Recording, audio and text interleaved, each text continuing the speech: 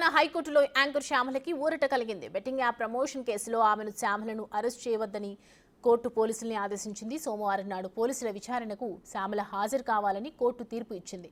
విచారణకు సహకరించాలని స్పష్టంగా చెప్పింది.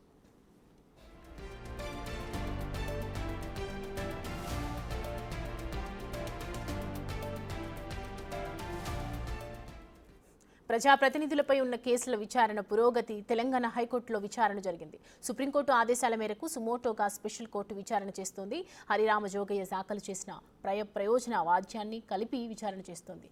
జగన్పై నమోదైన సిబిఐ, ఈడీ కేసులను వేగంగా విచారణ చేయాలని జోగయ్య పిటిషన్ వేశారు. రాష్ట్రంలోని వివిధ కోర్టులలో ప్రజాప్రతినిధులపై 309కి కేసులున్నాయని కోర్టుకు తెలిపారు ఏఏజీ. విచారణలో పురోగతిపై కౌంటర్ దాఖలు చేయడానికి సమయం కోరారు. వేగంగా విచారణ చేపట్టాలని ఇదే హైకోర్టు ఆదేశాలిచ్చిందని హరిరామజోగయ్య తరఫు న్యాయవాది తెలిపారు. మార్చి 31వ తేదీ వరకు ఉన్న అన్ని కేసుల పురోగతిని సమర్పించాలని ఏఏజీకి హైకోర్టు ఆదేశించింది. కేసుల రిపోర్టు కోసం 4 వారాల సమయం కూడా ఇచ్చింది.